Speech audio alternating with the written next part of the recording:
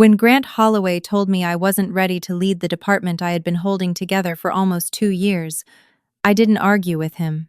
I didn't ask him to reconsider, and I didn't remind him that the biggest project in our company's history was sitting in a binder with my initials on nearly every page. I asked one question: "Is the decision final?" Grant leaned back in his chair, folded his hands over his stomach, and gave me the kind of patient smile people use when they think they're explaining reality to a child. "It is, Maya. Evan has the executive presence we need. You're excellent with the details, but leadership is different." His nephew Evan was sitting 3 seats away from me, trying and failing to hide the grin on his face. I looked at him, then at Grant, and nodded once. "Okay." I opened the leather folder I had brought to the meeting, pulled out the resignation letter I had printed that morning, and placed it in front of Grant. The smile disappeared from his face. 3 days later, when I finally turned my phone back on, I had 67 missed calls, 112 text messages, 9 voicemails from senior executives, and a message from Grant that started with, "Maya, please don't do anything until we talk."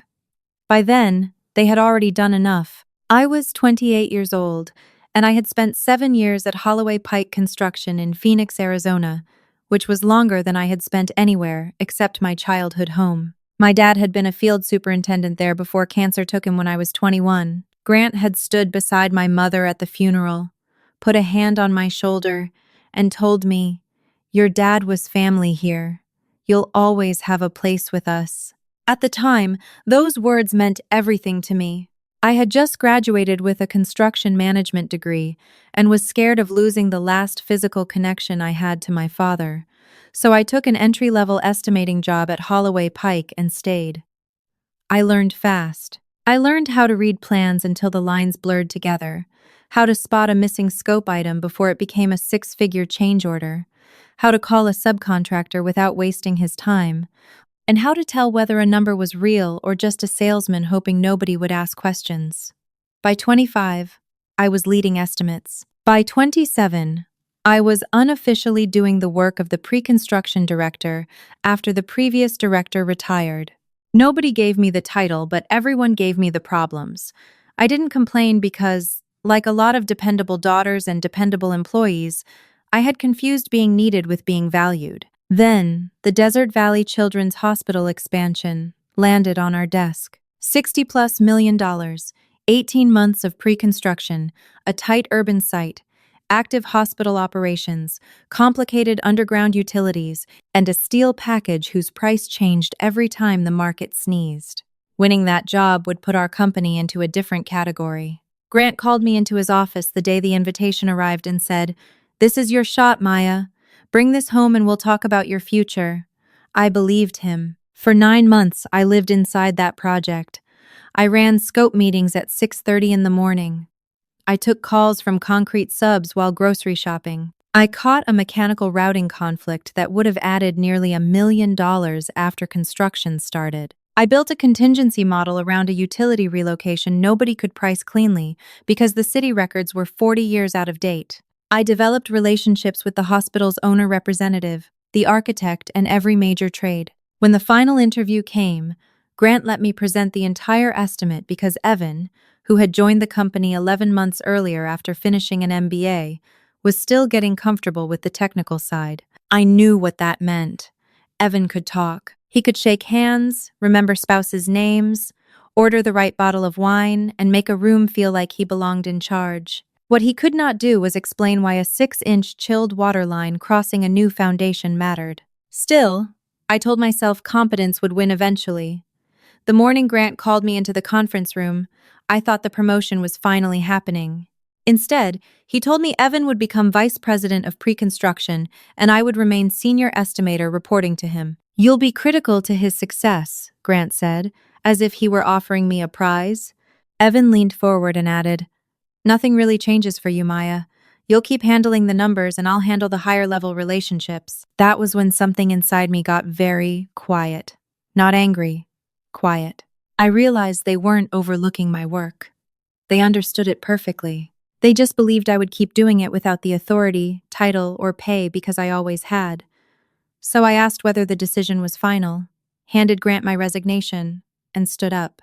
He stared at the paper. "You can't be serious." "I am." Evan gave a short laugh. "You're quitting because you didn't get a title?" I looked at him.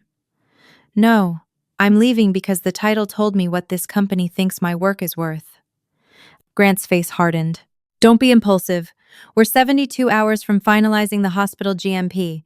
You have responsibilities. I know exactly what my responsibilities are."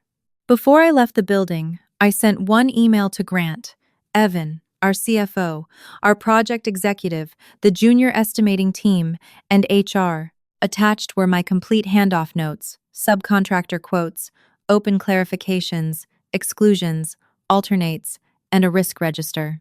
At the top, in plain language, I wrote that the current working estimate was $66.3 million and that $4.6 million of contingency and unresolved scope should not be removed without written confirmation from the affected trades and owner. I saved a copy of the email, packed one cardboard box, hugged Nina, the 24-year-old assistant estimator I had been training, and walked out.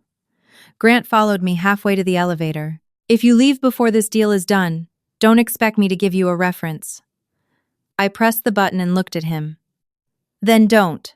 The elevator doors opened, and for the first time in 7 years, I left Holloway Pike without checking whether anybody needed me before I went home. That first evening felt less victorious than people imagine when they talk about quitting a toxic job. I sat in my car in the parking lot of my apartment complex with both hands on the steering wheel and stared at nothing for almost 10 minutes. I had health insurance for 23 more days, a mortgage payment due in 2 weeks, and no job lined up because I had spent so much time keeping Holloway Pike running that I hadn't seriously considered leaving. My dad's old hard hat was in the back seat because I had brought it to work years earlier and never taken it home. Seeing it almost broke me. Grant had known me since I was a teenager. My father had trusted him. A part of me wanted him to call and say he had made a mistake, not because I planned to go back, but because I wanted proof that 7 years had meant something. Instead, my phone started lighting up with work emails before I even reached my apartment. I turned it face down. That night, my mother called after Grant apparently contacted her. "Honey," she said carefully, "Grant told me there was some kind of disagreement." I laughed once, without humor. "Of course he called you. He's worried you made a decision while you were upset." "Mom, did he tell you he promoted Evan over me?" She went quiet. "He said Evan has more management experience. Evan managed a beverage distribution team for 2 years and has been in construction 11 months. Another pause. Then she said, "Your dad loved that company." That sentence landed exactly where I knew it would. For years, I had used my father's memory as a reason to accept things he never would have wanted for me. I closed my eyes. "Dad loved his work, Mom. That doesn't mean I owe Grant my career." She didn't argue after that. I shut my phone off Friday night and left it off all weekend. I slept late Saturday for the first time in months. I went hiking with my cousin. I ate dinner without a laptop beside my plate. On Sunday afternoon, I almost powered the phone back on, but I stopped myself. Whatever was happening at Holloway Pike was no longer my emergency. Monday morning, I made coffee, sat at my kitchen counter, and finally turned the phone on. It vibrated so hard against the stone that I grabbed it before it slid onto the floor. 67 missed calls. My stomach dropped before my brain could remind me I didn't work there anymore. Most were from Grant, Evan, the project executive, and a number I recognized as the company's outside counsel. There were also messages from Nina. Her first one, sent late Friday, read, "I'm sorry to bother you. Evan is changing the hospital estimate." The second came 2 hours later. "He removed the utility contingency and the steel escalation allowance. I told him about your note." Saturday morning, they submitted $61.8 million. Sunday afternoon, Maya, the hospital, accepted the number. The steel sub says that is not their price. Everyone is freaking out. Then a voice message from Nina at 6:14 Monday morning. "I don't know what to do. Grant keeps asking where your backup is, but it's all in the folder you left. Evan keeps saying you never warned him. I'm sorry. I know you quit. I just thought you should know they're blaming you." I played that voicemail twice. Then I opened Grant's messages. At first, they were angry. Call me immediately. Then accusatory. You left this project in an unacceptable condition. Then suddenly polite. We need clarification on several estimate assumptions. By Sunday night, the tone had changed completely. Maya, please. We need to talk before tomorrow morning.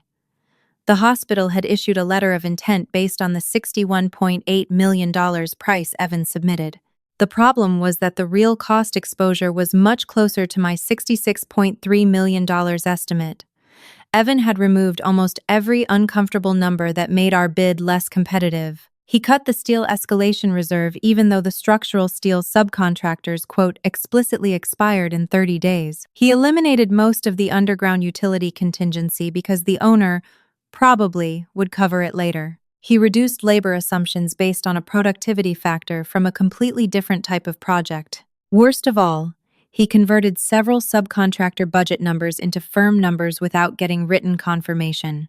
It made the proposal look brilliant. It also created a potential multi-million-dollar hole before anybody had broken ground. I was still reading when someone knocked on my door. For one irrational second, I pictured Grant and Evan standing outside, but it was my mother carrying bagels. She looked at the phone in my hand and said, I'm guessing the disagreement got bigger. I told her what had happened. She listened without interrupting, then said something I didn't expect. Your father would have told you not to fix it for them. I looked up. She gave me a sad smile. He spent 30 years getting calls on vacations because nobody bothered learning what he knew. He used to complain about it to me all the time. I think I helped turn that into something noble in my head after he died. Maybe you did too. That sentence hurt more than Grant's rejection because it was true. I had inherited my father's sense of responsibility and then turned it into permission for other people to overuse me. An hour later, the company's outside counsel emailed me a formal request for an emergency transition meeting. I could have ignored it.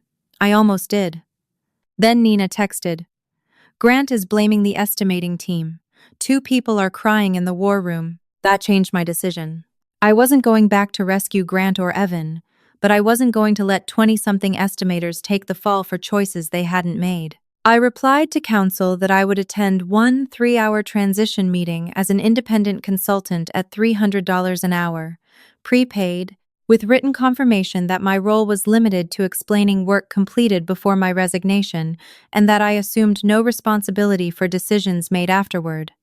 15 minutes later, they agreed to every term. The meeting was scheduled for Tuesday morning at the hospital's project office, not at Holloway Pike, which told me how serious things had become.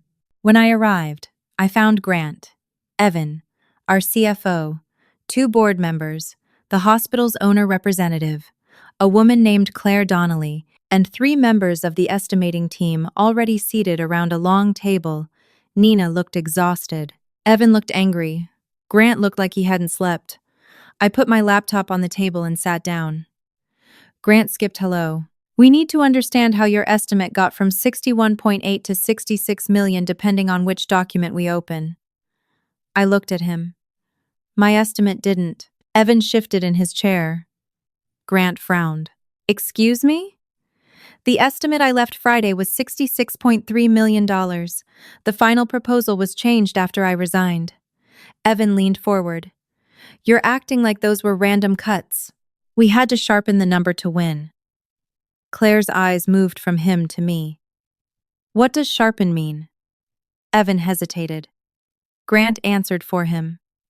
Competitive adjustments. Normal pre-construction strategy. I opened the email I had sent Friday and rotated the screen toward Claire. This was my handoff at 11:42 a.m. It includes the working estimate and all open risks. The second paragraph says the utility contingency and steel escalation should not be removed without written trade confirmation. Nina quietly slid a printed copy toward the middle of the table. We all received it. Grant looked at her sharply. She didn't lower her eyes. I continued. The file history shows changes beginning at 2:18 p.m. after my badge was deactivated. I didn't make those changes. Evan's jaw tightened. You knew we needed to be under 62. I knew Grant wanted to be under 62. That isn't the same as knowing the project cost less than 62. Claire leaned back. My team was told your number had full subcontractor coverage. Nobody answered. She looked directly at Evan. Did you have that coverage? He said. We had verbal conversations. With whom? The silence stretched. I didn't enjoy it. That surprised me. For 3 days, part of me had imagined this moment as satisfying, but sitting there watching Evan realize he had nowhere to hide didn't make me feel powerful.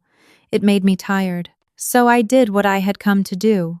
I opened the trade matrix and walked them through each risk. The steel package alone was about $1.7 million light if current pricing held. Underground utilities could swing by another $1.2 million.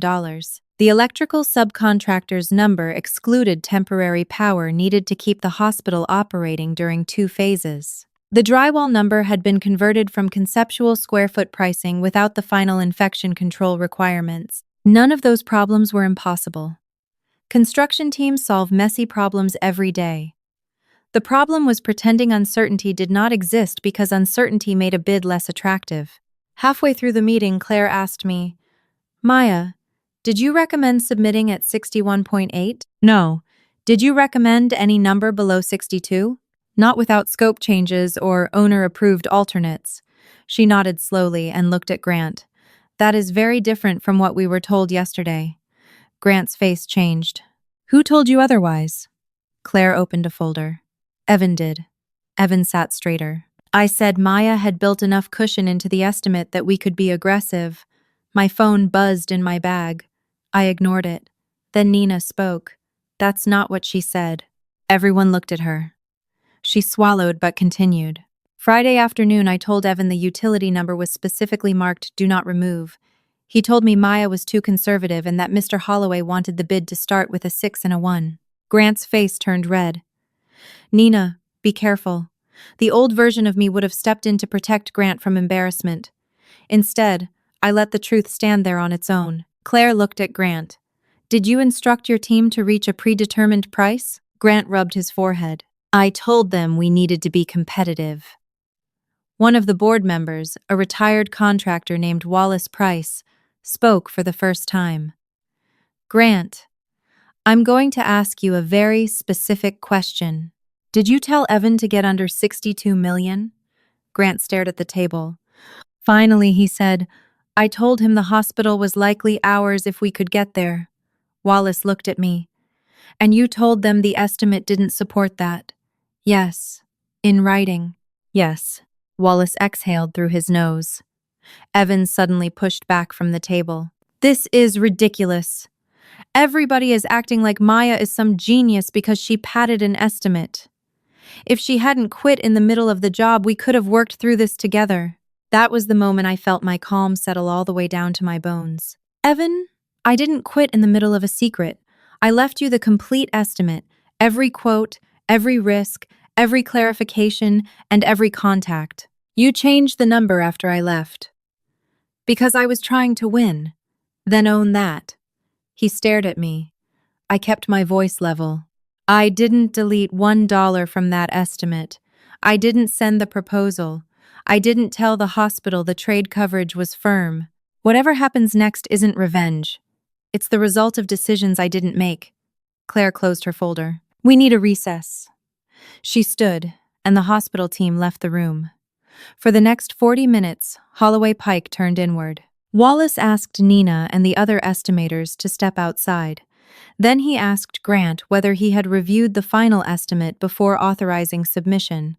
Grant admitted he had looked only at the executive summary because Evan told him the reductions were supported. Evan immediately said Grant had pressured him to get below 62.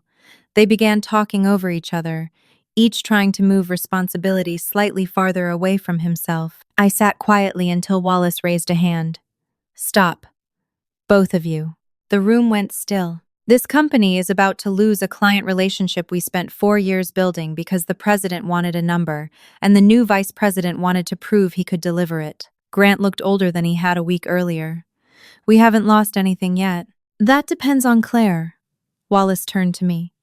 Maya, if the hospital gives us a chance to revise the GMP, can the estimate be repaired? That was a fair question, and I answered it honestly. Yes, but not by pretending the gap isn't real. You need updated steel pricing, a utility investigation, a design clarification on temporary power, and a written owner decision on the alternates. If those come back favorably, the final number may move down. If they don't, it won't. How long? 2 to 3 weeks for a defensible number. Can you lead it? Grant asked. There it was. Not an apology, a request. I looked at him. No, he blinked. Maya, this is bigger than the promotion now. I know. We're talking about the future of the company your father spent half his life building. For a second, the sentence found the same old bruise. Then I remembered my mother at my kitchen counter telling me Dad would have said not to fix it for them. My father helped build this company, I said, but he did not build my life so I could hand it over to it. Grant looked away. Wallace leaned forward. What would it take for you to come back? I'm not coming back. Vice president title, salary adjustment, equity participation. Evan looked at him as if he had been slapped. I shook my head. That offer would have mattered last Thursday. Wallace studied me. What matters now? I glanced through the glass wall at Nina and the younger estimators waiting outside. Don't punish the estimating team for following the documented process. Give Nina access to the original risk register. Bring in an independent pre-construction consultant to validate the revised number. And stop teaching people that the only way to advance here is to be good at sounding confident in meetings. Evan muttered. So this is your victory speech. I turned to him. No, I'm trying to make sure nobody else pays for your mistake. Before he could answer, Claire returned with the hospital's chief financial officer and project manager. She remained standing. We have made a decision. We are not proceeding under the current letter of intent. Grant's shoulders dropped. Claire continued. We are willing to keep Holloway Pike in the process for 30 days, provided the estimate is independently validated and the project leadership changes. We will not work with Mr. Evan Holloway on this account. Evan's face went pale. Grant started to speak, but Wallace cut him off with a small shake of his head. Claire looked at me. Maya, I also want to be clear about something. Our team selected Holloway Pike for final negotiations because of the pre-construction process you led. We did not know you had resigned when the final number was submitted. I hadn't expected that. Thank you. If you decide where you're going next, I'd like to know. Grant closed his eyes briefly. Evan stared at the tabletop. Nobody had to yell. Nobody had to pound a fist. The room simply rearranged itself around the truth. Wallace asked Grant and Evan to remain after the meeting. I closed my laptop, handed Nina the transition folder, and stood. Grant looked up. Maya. I paused. His voice was quieter now. I should have handled this differently. It wasn't the apology I would have wanted years earlier, but it was probably the most honest sentence he had given me. Yes, I said. Then I left. That afternoon I drove to Papago Park and sat on a bench overlooking the red rock formations while the adrenaline worked its way out of my body. I had imagined freedom would feel like fireworks. It felt more like exhaustion followed by space. My phone rang once. It was Claire. She asked if I would meet for coffee the following week. I said yes. Then Nina texted me a single sentence. Thank you for not letting them blame us. That mattered more than the 67 missed calls. 2 days later, Wallace called and told me the board had removed Evan from his vice president role effective immediately and temporarily restricted Grant from approving major bids without board review. Evan remained employed for another month in business development before resigning. Grant stayed as president through the end of the year, then announced an early retirement. None of them went to prison. Nobody lost a mansion overnight. Holloway Pike did not collapse in 72 hours. Real consequences are usually slower and less theatrical than that. The hospital project was eventually reworked to $64.9 million after design changes and owner-approved alternates. Holloway Pike kept the job but gave up most of the profit they had expected because they had to absorb several commitments made during the bad submission. They survived. They learned an expensive lesson. I did too.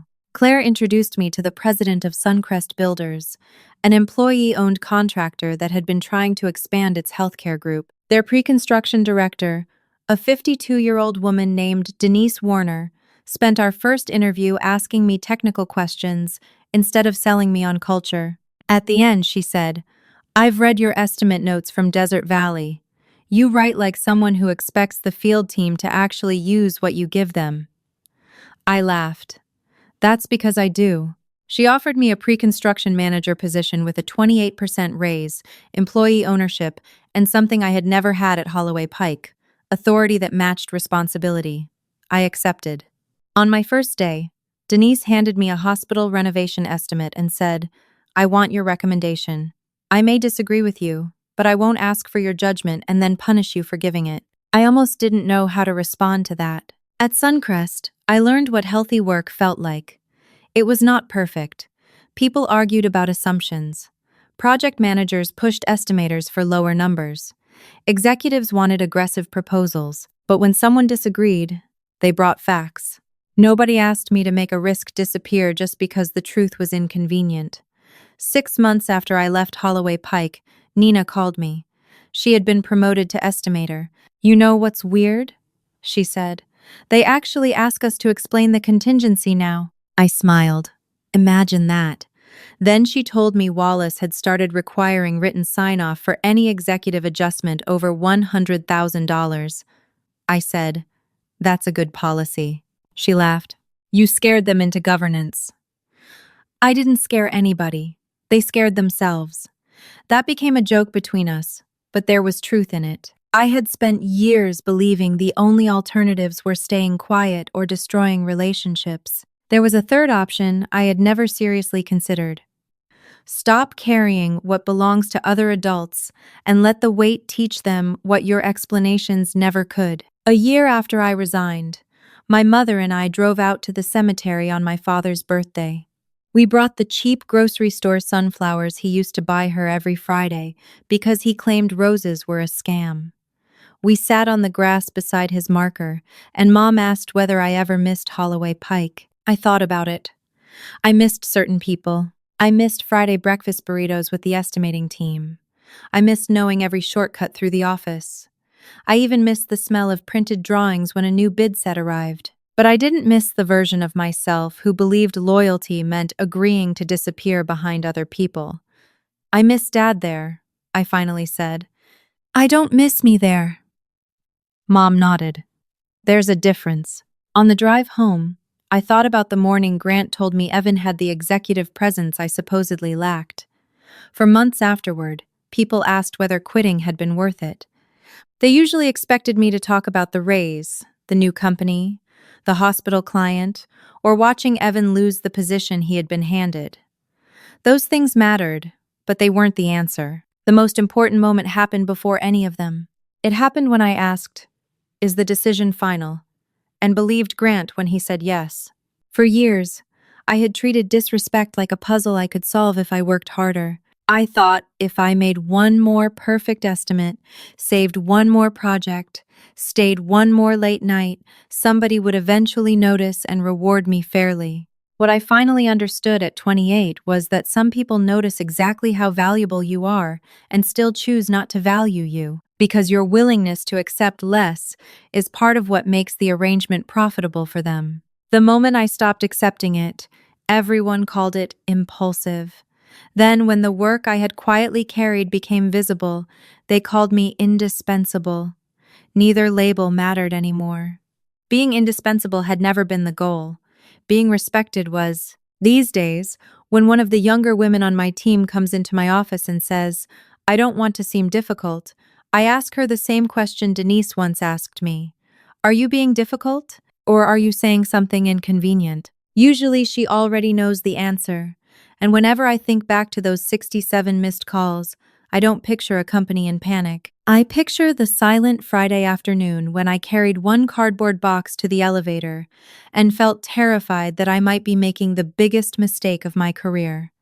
I wasn't. I was finally allowing other people to experience the consequences of decisions I had spent years protecting them from. That is not revenge. It is a boundary. And sometimes, my friends, the people who say you are not ready for the room are only confident because they think you will keep holding the door open for them.